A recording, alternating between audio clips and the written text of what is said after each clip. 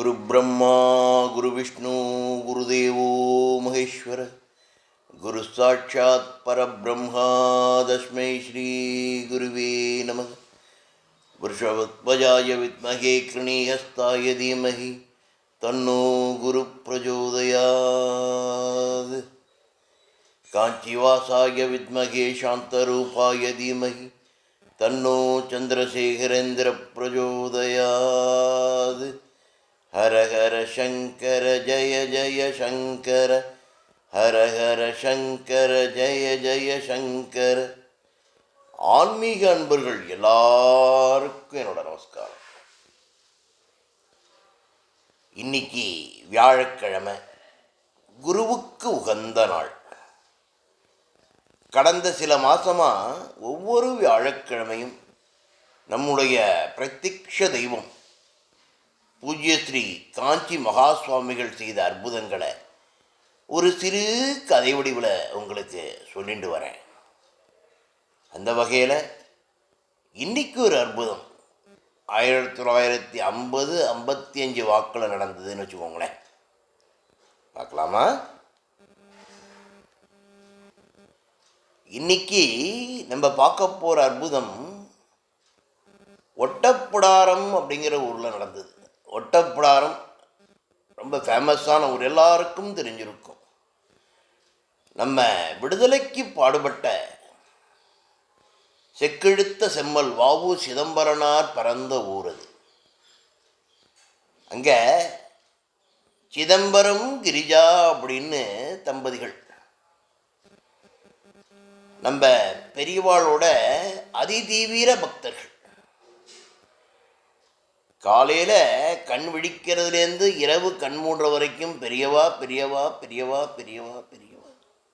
பெரியவாளை விட்டா அவளுக்கு எந்த தெய்வமும் கிடையாதுங்கிற மாதிரி சாட்சாத் அந்த பிரத்யக்ஷ தெய்வம் பெரியவாளைத்தான் மனசில் நினச்சின்னு எல்லா காரியத்தையும் செய்யக்கூடியவா. அவளுக்கு அந்த சிதம்பரத்தோட தங்க கிரிஜான்னு பேர், அவாத்துக்காரர் வைத்தியநாதன்னு பேர். அவளுக்கு ஒரு குழந்தை, ஆண் குழந்தை, ஒரு 5 வயசு இருக்கும், பேர் கார்த்திகேயன்னு பேர். அவள் வேற ஒரு ஊரில் மதுரையில் வசிச்சுட்டு இருக்கா. அப்படி வசிச்சுட்டு இருக்கும்போது அந்த குழந்தை பார்த்தேன்னா கார்த்திகை, இவள்லாம் ரொம்ப 2-3 வருஷம் கழித்து பிறந்ததுனாலையும் என்னவோ உறவுக்கார எல்லாருமே அந்த குழந்தை மேலே பாசம் அதிகமாக காட்டி வளர்க்கக்கூடியவன். அந்த மாதிரி சமயத்தில் அந்த குழந்தைக்கு நாளடைவில் பார்த்தோன்னா இந்த டெய்லி சின்ன குழந்தையிலேருந்து சாதம் அதிகமாக ஊட்டினாலோ பாலதையும் ஒமட்டும் இல்லையா, அப்படி ஒமட்டி வாமிட் பண்ணும்போது பார்த்தோன்னா லைட்டாக ரத்தம் வரா மாதிரி இருந்துருச்சு. இவாளுக்கு பயங்கரமான பேரதிர்ச்சி. யார்? கிரிஜா, அவா வைத்தியநாதன் 2 பேருக்குமே. என்ன பண்ணுறதுனே தெரில.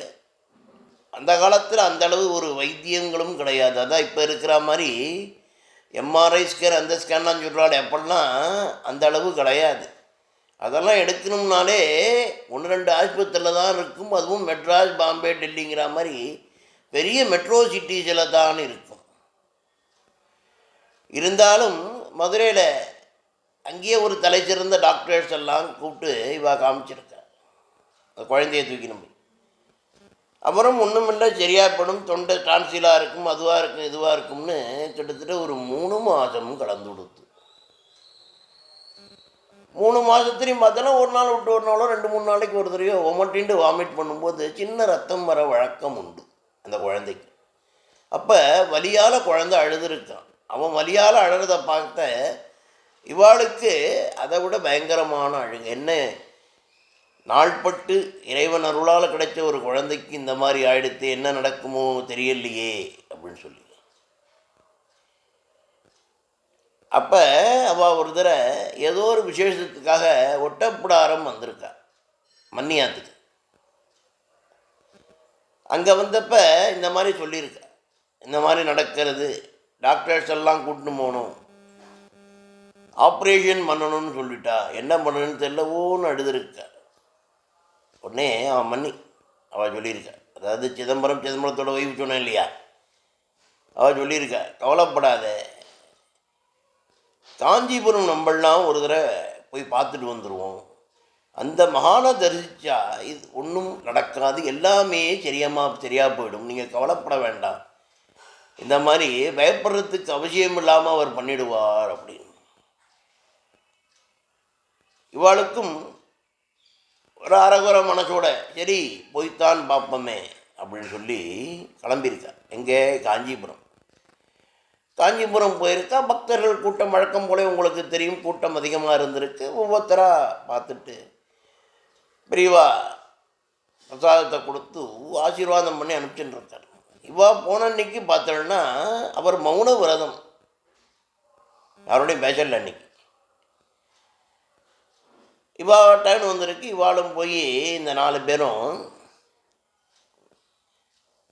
தங்களுடைய குறைகள், இந்த மாதிரி தங்களுக்கு இந்த மாதிரி குழந்தை பிறந்ததும் இத்தனை வருஷம் கழிச்சு வந்தோம் எல்லாம் சொல்லியிருக்கார். பெரியவா ஒன்றும் சொல்லுவார், ஏன்னா மௌனம் விரதம் அன்னைக்கு கேட்டுட்டே இருந்துட்டு தன்னுடைய கழுத்தை தான் கையாலேயே அப்படியே மெதுவாக தடவி கொடுத்துட்டே இருந்திருக்கார். ரொம்ப நேரம் ஆகிடுத்து, ஒரு 5 நிமிஷம் ஆகிடுத்து. இவாளோட டேர்ன் முடிஞ்சு இவாளுக்கும் பிரசாதம் கொடுத்து அனுப்பிச்சுட்டாங்க. அந்த பெரியவா கிளம்பி போயினதுக்கப்புறம் அந்த கிரிஜா அவள் பார்த்து, அவள் நாத்தனார் கேட்டிருக்கா, யார் மதுரையிலேருந்து வந்தாள் இல்லையா, அவள் கேட்டிருக்கா, என்ன உங்கள் பெரியவா அது பண்ணுவார் இது பண்ணுவார்னு சொன்னேன், என்கிட்ட பேசக்கூட இல்லை, நான் சொன்னதை செவி கொடுத்து கேட்டாரா இல்லையான்னு கூட தெரியல, அதற்கான ஒரு செய்கையும் செய்யல, அவர் மாட்டுக்கு ஏந்தன்னு உள்ளே போயிட்டாரே அப்படின்னு மனக்குமரையாக சொல்லியிருக்கார். ஏன்னா அன்றைக்கி அவர் மௌன விரதம்ங்கிறது அவளுக்கு தெரியறதுக்கான வாய்ப்புகள் இல்லைன்னு நினைக்கிறேன் அப்படின்னு சொல்லுவாங்களேன். அவள் எல்லாருமே காஞ்சிபுரத்துலேருந்து அவரை பார்த்து திரும்பி ஒட்டப்படாரம் வந்துட்டா. ஒட்டப்படாரம் வந்து தங்கிவிட்டு மறுநாள் அவள் சொந்த ஊரான மதுரைக்கு போயிட்டாள். மதுரையில் இவள் காமிச்சிட்டு இருந்த டாக்டர்கிட்டையும் போய் பார்த்துருக்கார். அந்த டாக்டர் ஒரு சிபாரிசு கடிதம் மெட்ராஸில் உள்ள தன்னுடைய நண்பர் ஒரு பெரிய டாக்டருக்கு லெட்டர் கொடுத்துருக்கார்.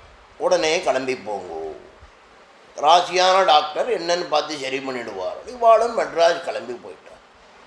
கிளம்பி போனப்போ அந்த டாக்டர்கிட்ட போயாச்சு. அந்த ஆஸ்பத்திரியில் அந்த குழந்தைய அட்மிட் பண்ணிட்டா. இவாளுக்கா வயத்தை கலக்கிறது அப்பா அம்மாவுக்கு, என்ன ஆகுமோ, டாக்டர் என்ன சொல்ல போகிறாரோ. முதல் நாள் சாயந்தரமாக எக்ஸ்ரேலாம் எடுத்திருக்கா. எடுத்தப்ப தொண்டைக்கும் கழுத்துக்கும் போகிற ஒரு நரம்பு பகுதியில் சிறிய புடைப்பு மாறி இருந்திருக்கு. அங்கே தான் அந்த பிரச்சனை அப்படின்னு டாக்டர் கண்டுபிடிச்சிட்டு இந்த கார்த்திகேயனோட அப்பா அம்மா கிரிஜாண்ட வைத்தியநாதன்ட்ட கூப்பிட்டு ஒரு 2 நாள் கழித்து ஆப்ரேஷன் பண்ணி எடுத்து விடலாம், மேஜர் ஆப்ரேஷன் தான், பயப்படுறதுக்கு ஒன்றும் இல்லை. இவாளுக்கு இன்னும் பயம் அதிகமாகிடுது. இவா வேண்டாத தெய்வம் இல்லை. மறுநாள் பார்த்தீங்கன்னா காலையில் ஸ்பெஷல் வார்டு கீழே இந்த ஆஸ்பத்திரி கேண்டீன்லேருந்து பால் வாங்கிட்டு வந்திருக்கா. குழந்தைக்கு பால் கொடுத்துருக்கா. குழந்தை குடிச்சு ஒரு அரை மணி நேரத்தில் வாமிட் பண்ணிட்டான். அழுதுண்டே வாமிட் பண்ணுறான். இவாளுக்கு என்ன ஆச்சோ ஏது ஆச்சோன்னு தெரியல. வாமிட் பண்ணினப்போ பார்த்தோன்னா அதில் ஒரு சின்ன ஒரு 1/4 இன்ச்சு அளவில் தேங்காய் பத்தியோட இந்த சிரட்டை இருந்திருக்கு, கொட்டாங்குச்சி. கொஞ்சம் ரத்தத்தோடு கீழே விழுந்துருக்கு.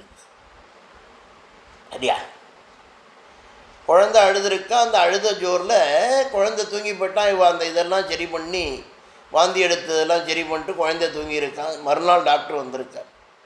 ஆப்ரேஷனுக்கு முன்னால் இன்னொரு தடவை டெஸ்ட் பண்ணிடுவோமா அப்படின்னு, அதாவது அதை ஷூர் பண்ணிக்கிறதுக்காக பண்ணுவான் எப்போதுமே. பண்ணியிருக்கார். முதல் நாள் சாயந்தரம் பார்த்த அந்த எக்ஸ்ரேல இருந்த அந்த ஒரு தடிமனோ கிடிமனோ எதுவுமே இல்லை. அப்புறம் குழந்தை நார்மலாக இருந்துருக்கான். நார்மலாக இருந்திருக்கு. அவனு தொண்டை வலியோ அந்த கழுத்து பக்கத்தில் உள்ள நரம்பு வலியோ எதுவுமே இல்லை. இவாளுக்கு ஒரே ஆச்சரியம். டாக்டர் பார்த்துருக்கார். எக்ஸ்ரே எடுத்து பார்த்ததில் தேவையில்லை, நீங்கள் ஊருக்கு போங்கோ அப்படின்னு சொல்லி அனுப்பிச்சுட்டார். ஊருக்கு வந்ததுக்கப்புறம் தான் இவாளுக்கு அந்த ஞாபகம் வந்திருக்கு. இந்த மாதிரி அவள் காஞ்சிபுரம் போனதும் பெரியவாண்ணிக்கு மௌன விரதத்தில் இருந்ததும் இவா சொல்கிறத கேட்டுண்டு அவர் பதிலேதும் சொல்லாமல் அதே சமயம் தன்னுடைய கையால் தன்னோட கழுத்தை தடவி கொடுத்ததெல்லாம் ஞாபகம் வந்துடும். என்ன ஒரு ஆச்சரியம் பாருங்கள். தனது கையால் தன்னுடைய கழுத்தை வருளி கொடுத்து இந்த குழந்தையோட அந்த ஒரு பிரச்சனையை தீர்த்து வச்சிருக்கார் இல்லையா? என்ன ஒரு அற்புதம். அதுலேருந்து அந்த கிரிஜா வைத்தியநாதன் அந்த குழந்தையோடும் பார்த்தோம்னா அவள் அண்ணாமன்னியாத்தில் இருக்கிற மாதிரி பெரியவாளோட மிகப்பெரிய பக்தராக மாறிட்டா அப்படிங்கிறது நம்ம சொல்லணுமா என்ன? அதனால தான் சொல்கிறேன், பெரியவாதான் பரமேஸ்வரன், பரமேஸ்வரன் தான் பெரியவன். நம்ம அவர்கிட்ட ஒப்படைச்சுடணும். நம்மளை நீ தான் எல்லாம், சர்வ ஜெகதரட்சணி நீ தான் சொல்லி ஒப்படைச்சிட்டா போதும். சரியா? மற்றொரு அற்புதம் அடுத்த வியாழக்கிழமை பார்க்கலாம்.